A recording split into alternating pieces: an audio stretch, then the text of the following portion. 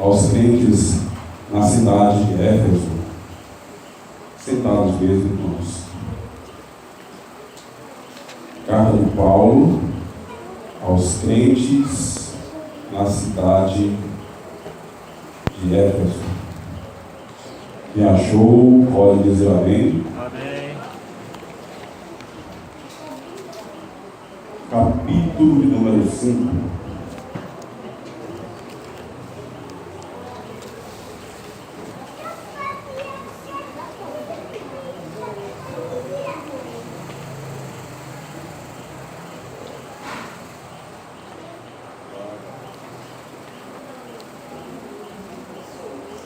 Capítulo de número 5,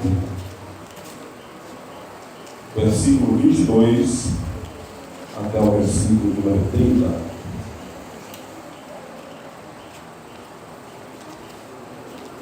Vamos aproveitar o tempo, vamos ler só o versículo 22 até o versículo número 5. As mulheres sejam submissas ao seu próprio marido. Repitam comigo. As mulheres sejam submissas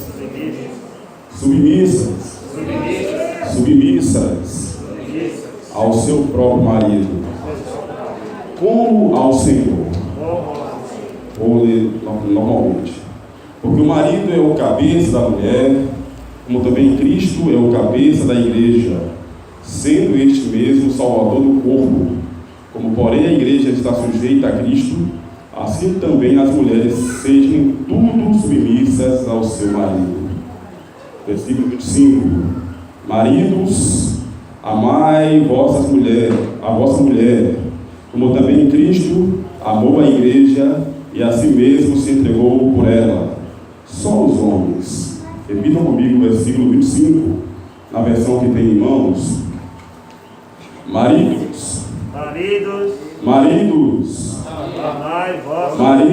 repitam após mim. Maridos, amai vossa mulher, como também Cristo amou a igreja e a si mesmo se entregou por ela. Amém, irmãos? Quando o pastor Edson Arthur fez esse desafio de estar aqui, eu confesso que as pernas tremem e eu fiquei meio relutante em relação ao convite. Ele sabe o mistério do porquê. Mas ao chegar ontem à tarde, nas festividades do 58º aniversário da Assembleia de Deus aqui na cidade de São Gonçalo dos Campos, enquanto o presbítero Crealdo estava ministrando, ele no meio da mensagem falou algo que era Deus confirmando esta mensagem. E aí eu entendi que eu deveria dizer sim, não para casamento, mas sim para o pastor Edson Arthur.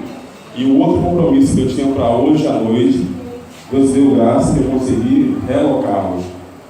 E assim estou aqui, não porque seja melhor, nada disso, mas é porque a misericórdia de Deus, a sua graça me alcançou.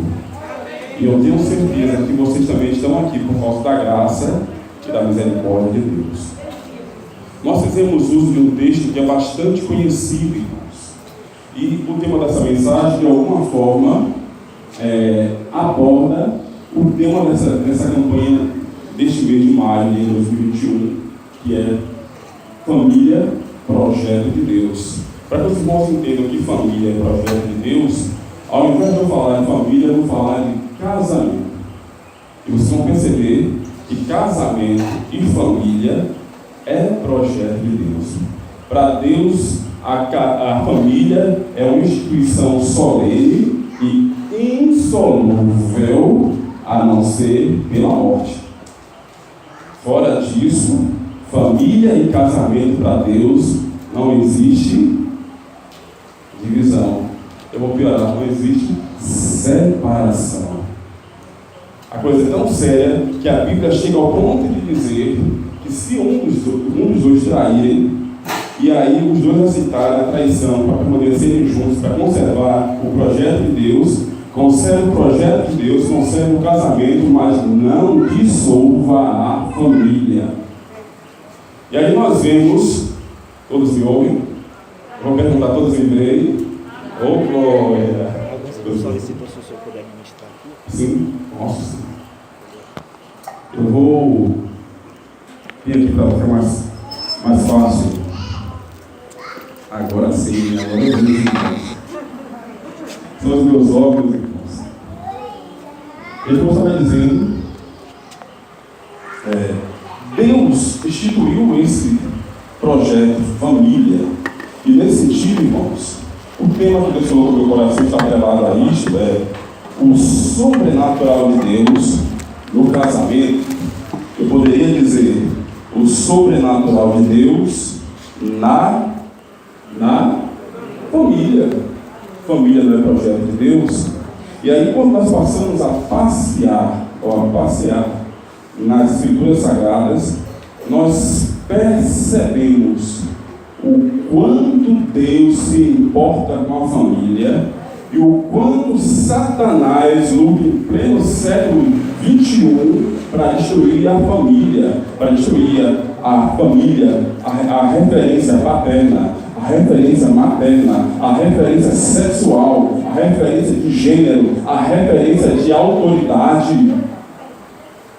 Nós percebemos em pleno século XXI como o diabo, que não tem mãe e nem tem família, odeia as famílias que foram constituídas por Deus, independente de elas serem evangélicas ou não. Porque a raiva do diabo não é apenas porque você é crente, não. A raiva do diabo porque você e eu, e até o ímpio, tem a possibilidade que ele não tem. Qual é a possibilidade que nós temos de morar no céu? Mas o diabo só tem uma certeza, que após o milênio ele vai arder lá no lago de fogo e enxofre, e é a segunda morte. Nós temos salvação e o diabo não tem salvação. Ele já te odeia, ele já odeia o ser humano por este motivo. Por isso que ele odeia a sua família, por isso que ele odeia a sua casa, por isso que ele odeia você, porque para ele não existe esperança. E aí tem uns textos bíblicos que me chamam a atenção, qual é o texto que nós lemos? Vou deixar para abordá-lo lá adiante, em que existem algumas expressões, eu vou tentar ter cuidado com aquilo que eu vou dizer, porque temos crianças aqui, mas para que houvesse um casamento dentro do Código Penal brasileiro, na década de 30, na década de 20, na década de 40, antes que o Código Civil, o Código Penal brasileiro passasse por um processo de atualização, de modificação, nós percebemos que para um casamento ser considerado constituído ou confirmado, não bastava apenas o aliciamento ou a aliança diante de um sacerdote. Era necessário ter uma coisa chamada de conjunção carnal. Em conjunção carnal. O que acontecia com isso? A Bíblia traz 3 tipos de conjunções carnais. A Bíblia fala sobre conhecer, entrar e possuir. Conhecer. A Bíblia fala de muitos patriarcas sobre essa questão de conhecer. Fala de Isaac, fala de Abraão, e fala de outros homens que conheceram até mesmo Jesus com Maria. A Bíblia diz que José não conheceu a Maria até o momento após, é claro, Jesus ter nascido. A palavra conhecer na Bíblia é para explicar que o que eles estão fazendo é da forma correta, é da forma lícita, é da forma que Deus instituiu. Deixará o homem, seu pai e sua mãe, e une-se a sua esposa, como o pastor Francisco leu ainda há pouco. E aí ele está dizendo, é a forma lícita, é a forma correta. A outra expressão aparece na casa de Davi, Aminon e Tamar. E aí eu vou tentar atropelar aqui para que os irmãos entendam. Quando é uma coisa forçada, quando é uma coisa abusiva, é chamada de entrar. E aí a versão, eu tenho uma Bíblia ali que tem uma versão, eu não vou falando da versão que está atualizada ao século XXI, porque pode ofender os ouvidos das crianças. Mas é aquela coisa forçada, sem parceria, sem ser legítimo, agressiva. E a Bíblia, quando fala de entrar, ela está justamente reprovando, porque o que está acontecendo não tem nem consentimento humano e nem tem vontade permissiva de Deus e nem vontade soberana de Deus. Ofende. E a terceira coisa que aparece em relação a isso é possuir. A ideia de possuir está relacionada, vou pegar o exemplo, capítulo 16 de Gênesis, quando uma versão, salvo engano, essa que eu tenho aqui agora em mãos, diz que Abrão possuiu Agar.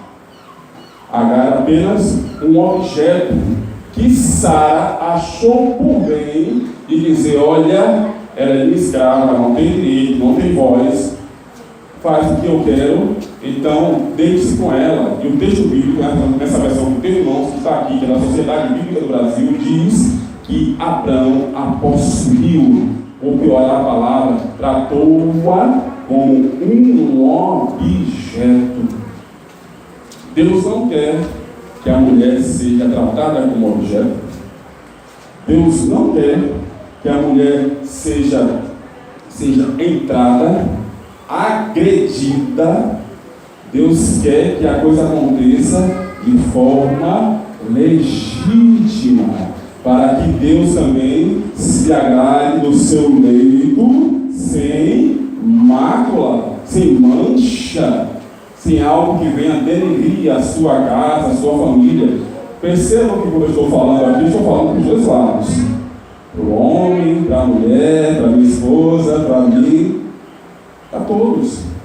E aí nós percebemos que esses termos eles vão caminhando ao longo do texto bíblico, para que os irmãos entendam porque eu estou dizendo que o casamento é o projeto de Deus e o sobrenatural de Deus na família ou no casamento estão relacionados. A Bíblia, como o pastor Francisco acabou de ler, começa com o casamento, irmãos. E o que me assusta quando nós olhamos o texto bíblico, nós percebemos que quem criou a instituição família e a instituição casamento foi Deus. Nós percebemos no capítulo número 1 de Gênesis, versículo 27, Deus já projetando o homem e a mulher. E lá nesse texto bíblico está dizendo que macho e fêmea fez. Na outra versão está dizendo assim: homem e mulher foi feito. E aí tem uma coisa maravilhosa. Deus diz que fez, mas no capítulo número 2, Deus explica como está fazendo. 2, versículo 21 a 23, ele explica como está fazendo. E quando Deus diz lá no capítulo 1, versículo 27, ele está dizendo que Deus fez o homem. E eu quero dar uma pausa para os irmãos entenderem. A palavra Adão, dentro do texto bíblico e nos seus originais, Adão significa ser humano. E aí, na nossa atualidade, dentro da igreja, é chamado de antropo.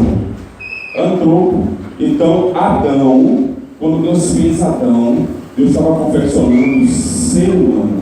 É por isso que no versículo 1 e 27 de Gênesis, ele diz que macho e fêmea fez, porque ainda que o corpo da mulher não tenha sido extraído da alçada do homem, e aí a Bíblia diz que foi da sua costela, ainda que não tenha acontecido isso, mas dentro de Deus existe o projeto de mulher para o Senhor, o projeto de mulher para o Senhor, e o homem para a senhora. Deus já tinha preparado alguém que quando ele abrisse os olhos e olhasse, dissesse: essa é carne da minha carne, é osso do meu osso. E aí tem uma coisa: quem chamou ela de mulher não foi Deus, quem chamou ela de mulher foi Adão. Adão diz: ela será chamada varoa. E aí a outra vai dizer assim: Adão diz: ela será chamada mulher, porque do homem. E aí agora quando fala homem, esse Adão aqui é agora chamado de homem. O mesmo nome Adão significa ser humano, ele significa homem. E é uma coisa interessante, porque o mesmo nome Adão também significa vermelho, vem de Adão, e aí tem aquela variação lá adiante com Esaú e seu irmão Jacó, E ele pode ser chamado Edom, porque Adom era tido como vermelho. Só que coisa maravilhosa, quando ele está falando de Adão, e aí eu vou voltar para a gente de novo, uma das explicações para Adão é que a origem desse nome vem de uma expressão chamada Adamá no hebraico. E Adamá significa terra.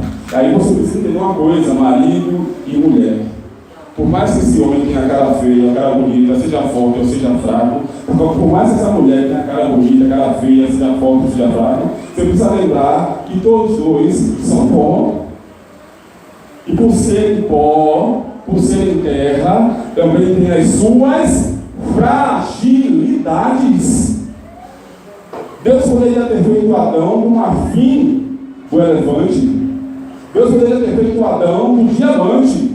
Deus poderia ter feito Adão de uma pérola tirada no meio do oceano. Mas Deus, na hora que quis pegar a matéria-prima, foi no chão, juntou o pó, veio o Pai, o Espírito Santo e Jesus e diz: olha, passamos da coisa mais simples, da coisa mais básica, da coisa que pode ser considerada como a molécula do barro, e vamos criar um homem.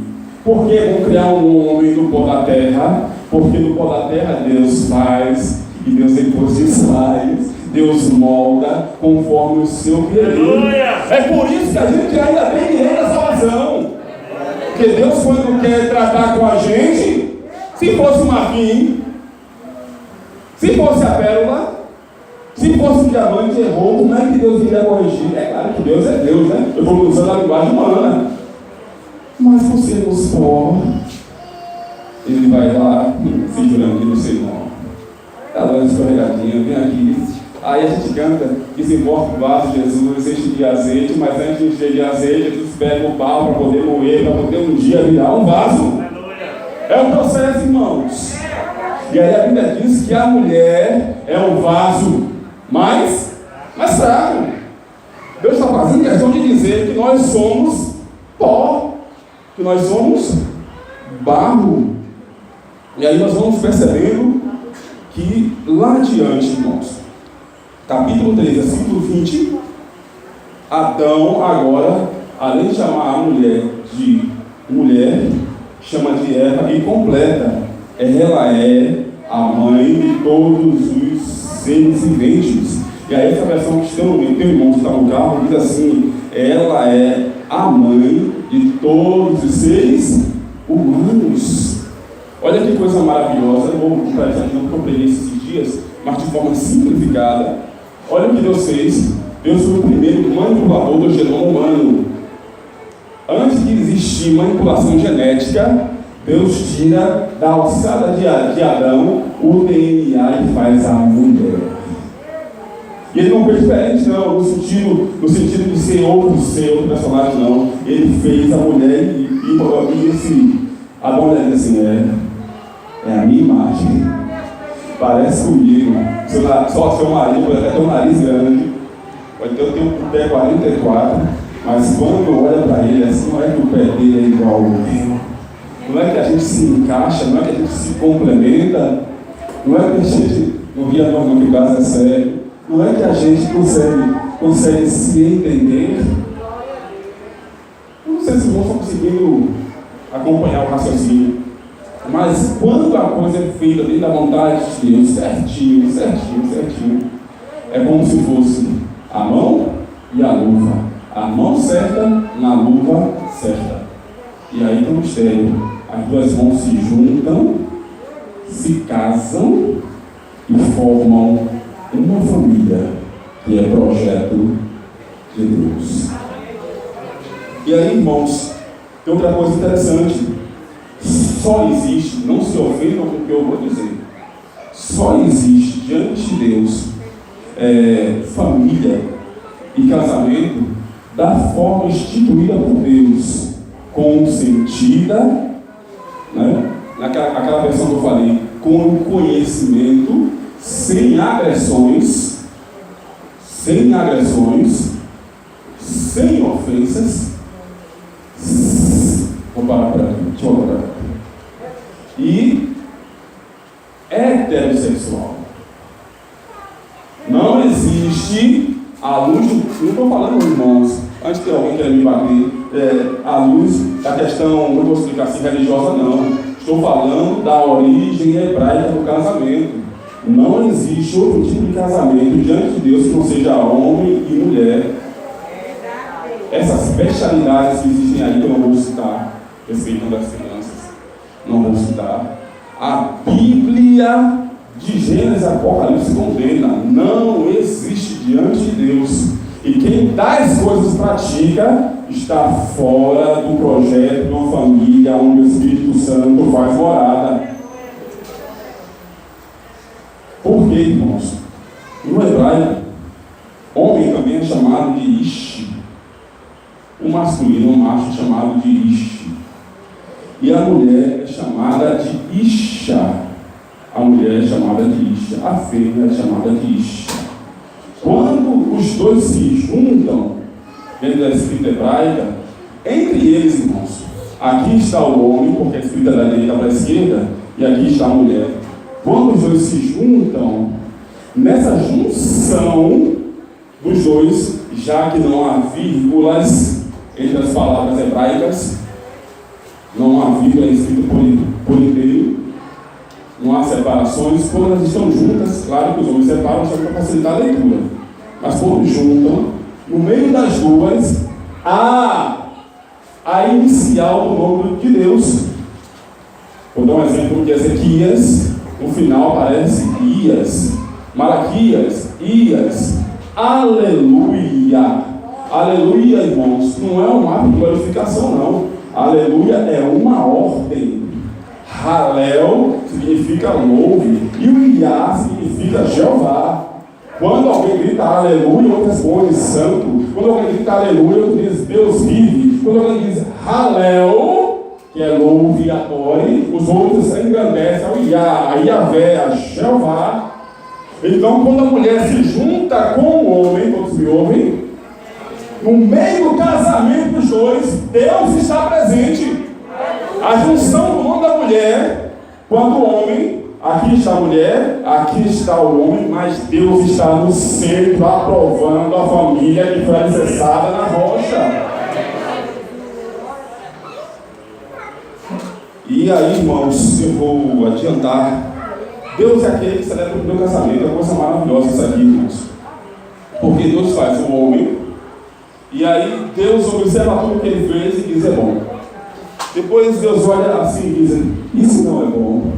E isso que não é bom é o homem estar só. E aí Deus diz, far-lhe-ei uma auxiliadora. Vou pegar essa versão aqui, a adjuntora. E auxiliadora, que eu terminar usando tudo. A adjuntora. E quando Deus faz isso, quem está dormindo pode dizer amém? Amém. Misericórdia, Jeová, desperta, meu Deus. Quem está feliz pode dizer amém.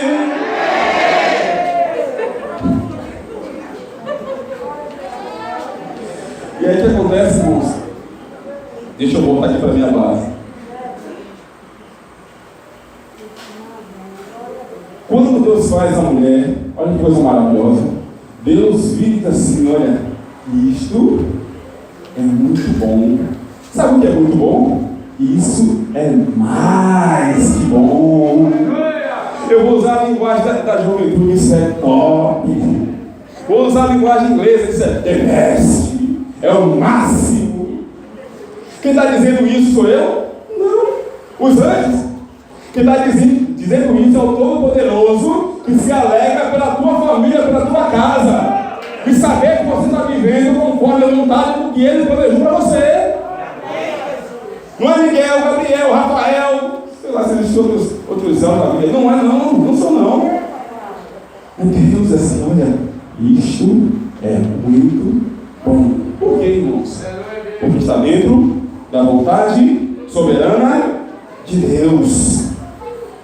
E aí, irmãos, nós vamos avançando, e nós percebemos que Deus é o celebrante desse casamento. E aí Deus prepara o homem. Imagine que mais uma vez os casamentos assembleanos evangélicos.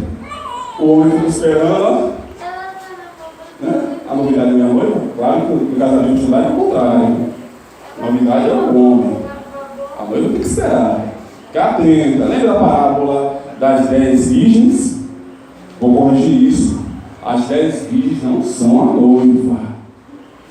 As 10 virgens são acompanhantes da noiva que vão iluminar o trajeto para que o noivo passe e todos entrem na casa.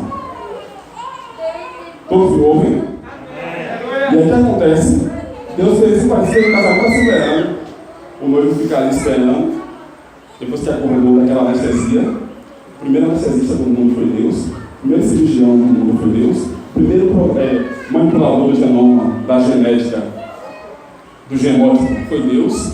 Deus fez a mulher com um fenótipo diferente do homem, a aparência diferente do homem, interna e externamente. E agora o que é que está acontecendo? Vem um cortejo nupcial. Imagine os elefantes. Agora coisa minha, pastor, me perdoe. Se eu falar aí, já depois você pega lá fora. Aí imagina os elefantes, todo poderoso desceu. O que ele resolveu fazer, Hélio? Ele sempre desce às 8 horas, na virada do dia, e dessa vez ele desceu mais cedo. O que foi que ele resolveu fazer, Hélio? Posso sair aqui, pastor? Deixa eu sair aqui? Posso ir lá à frente? Fazer de conta que eu sou Deus. Que audácia, né? Aí imagina, irmãos, Adão está aí, em pé, aí vem Deus. Vamos imaginar, irmãos, que os animais estão lá atentos, porque não era Adão que cuidava dos animais. Por que Adão agora atrasou? O que está acontecendo no jardim do Éden? Aí imagina essa mulher.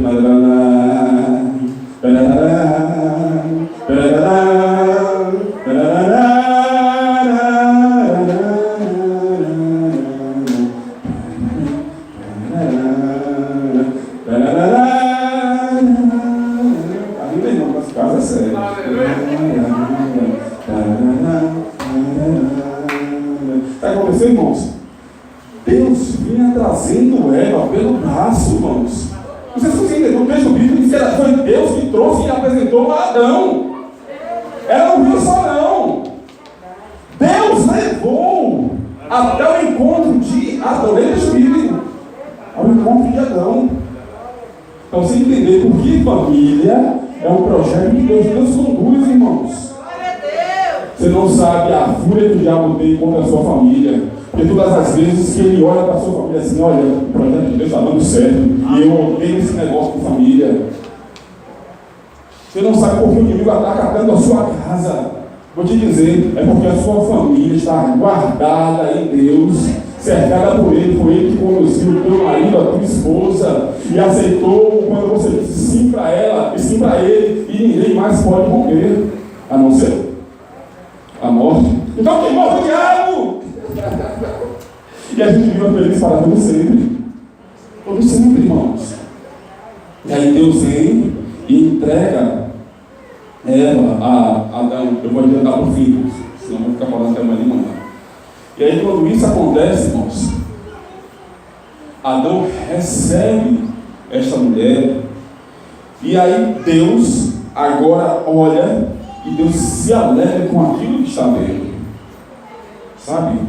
Quando a coisa é feita debaixo da vontade de Deus, debaixo da obediência, com a aprovação de Deus, Deus se alegra com cada detalhe. E aí eu vou falar uma coisa, não me interprete mal. Se por acaso houve algum deslize no caminho, durante esse percurso até o altar, Deus ainda é aquele que restaura. Ele ainda é aquele que corrige os desvios e faz com que você caminhe em pastos verdejantes. Porque Deus não quer te perder, Deus não quer perder a tua família, Deus não quer apagar a tua história, mas Ele quer escrever com você agora uma história diferente. É tanto que lá no Evangelho escrito por Lucas, está registrado na versão que teu irmão está lá no carro, dizendo no final da genealogia de Jesus que ele está apresentando, e o último personagem que aparece é Adão. Aí quando chega em Adão, ele fala de Sete, fala de Adão, esses 7 filhos de Adão. E Adão, filho de Deus. Conseguem entender, irmãos? Adão, filho de Deus. É por isso que Jesus é apresentado no Novo Testamento como o segundo Adão. Jesus é apresentado como o segundo Adão, e como o segundo Adão, ele é o único que tem a audácia de dizer no céu, na terra, debaixo da terra, até o diabo ameaçar para ele: se tu és o Filho de Deus, se tu és o Filho de Deus. Jesus declarava abertamente, e no Evangelho de João, é o espaço onde Jesus mais declara: Filho de Deus, se o Filho do Homem vos libertar. Já não disse que eu e o Pai somos um? Eu e o Pai somos um? Então é neste Evangelho onde Jesus mais revela a sua deidade, a sua divindade, a sua filiação, a sua ligação entre Deus e Ele como Pai e Filho. E aí, irmãos, eu vou partir para o final. Eu não quero mais gastar meu tempo. Mas eu quero me apropriar de uma coisa que nós falamos aqui. Nós temos um texto bíblico lá em Efésios, capítulo 5, e nós fizemos questão de frisar, repetir e mencionar sobre a submissão da mulher e sobre a situação do homem. A mulher submissa, e aí não entenda mal. A ideia na Bíblia, especialmente para a ideia do hebraico, não é a mulher se inferior ao homem, até porque o homem, Deus tirou a mulher no lugar mais forte. O homem Deus tirou do pó, mas a mulher Deus tirou do osso. Então a mulher é osso duro de roer. Se engane não. Se engane não. Se engane não. O homem é pó. E aí eu vi alguém falando alguma coisa esses dias, que a mulher está com Covid, a mulher anda, corre, faz, e o que acontece? O homem tem um resfriado. Ai meu Deus! Ai meu Deus! Ai Jesus, vai ser outra vez embora. Mas aprender a bater as canelas, irmãos. Um resfriado. E a mulher ainda com Covid levanta para cuidar desse rapaz. E ainda se vacilar, vai na emergência marcar consulta para ele. Não vai para mim, não é para o seu marido, não. Vai de conta que ele não está aqui, pelo amor de Deus. Senão ele já passa vergonha. Pelo amor de Deus. Deus quer dengoso de nada. Oxe, misericórdia. Não, pastor, entendeu? Está conseguindo entender? E aí o que acontece, irmãos? Essa submissão, irmãos, olha o texto que nós falamos. A mulher disjuntora idônea. A idoneidade da mulher, ela não é repreensida ou repreendida, falando aqui especificamente de Eva. E dentro dessa expressão idônea, sai honesta, fiel, honrada, capaz, hábil, perita. E a ideia de disjuntora, irmãos, é uma ideia muito forte na Bíblia. Porque se é disjuntora, olha a missão de submissão da mulher. A mulher, se é disjuntora, não é ser capaz do marido, não. O papel da mulher como adjuntora é um papel poderoso. É por isso que alguns entendem que quando Eva come do fruto, que não foi maçã, quando ela come do fruto, os entendidos, os originais, dizem que Adão estava com ela e consentiu em comer do fruto também.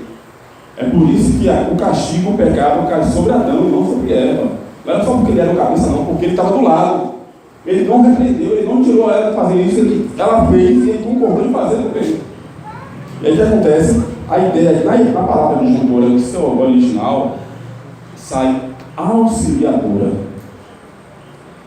sai advogada, sai consoladora. E aí, a advogada consoladora, essa é a palavra Paracleto.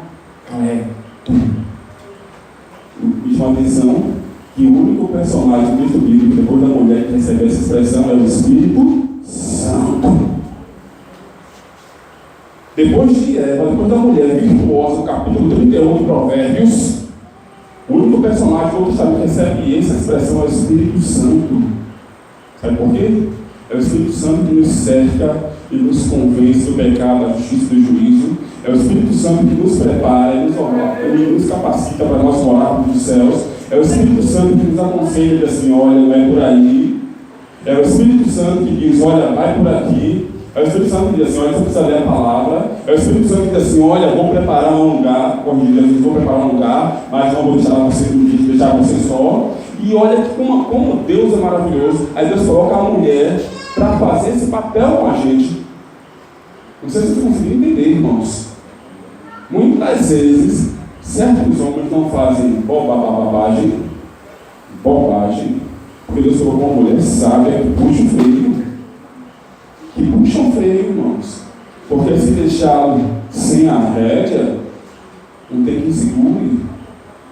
E aí nós vemos agora esta personagem sendo colocada em um papel importante dentro da família. Vou parar por aqui para encerrar, irmãos. A coisa é tão séria que a Bíblia começa com um casamento.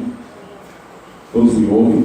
No capítulo 3 de Jeremias, Deus se lamenta por causa de Efraim, Samaria, Israel, Reino do Norte, e por causa de Judá, que chegaram ao ponto de traí-lo, de abandoná-lo, e Deus não queria abandoná-los, mas eles disseram assim: eu quero carta de desquite, eu quero carta de divórcio. Ele disse: não quero te dar divórcio, não faça isso. Deus está apelando, claro que é uma figura antropomórfica, né? Deus está assumindo a forma de um homem, e antropopática é Deus assumindo os sentimentos de um homem para expressar num casamento, o quanto Deus nos ama, e quanto Deus valoriza o casamento. E aí eles insistem tanto que Deus diz: olha, que vocês querem, eu lutei por vocês, e vocês disseram que não. Nós olhamos no livro Cântico dos Cânticos, nós vemos isto acontecendo. Nós vemos no livro de Mateus, capítulo número 1, capítulo número 2, nós vemos mais uma vez Deus iniciando a coisa com um casamento. E aí tem um detalhe: todo mundo bate palma para José e bate palma para Maria, mas ninguém aqui queria estar na pele de José, grávida de um filho que não era dele, prestes a fechar a aliança. Todo mundo elogia, né? Mas José pagou um preço. E a Bíblia diz que era justo. Ele era justo e ela estava correndo o risco de ser difamada. Lembra que eu falei que não bater? Lá pegando aquela questão do entrar. Naquele período ali, José poderia espancar Maria.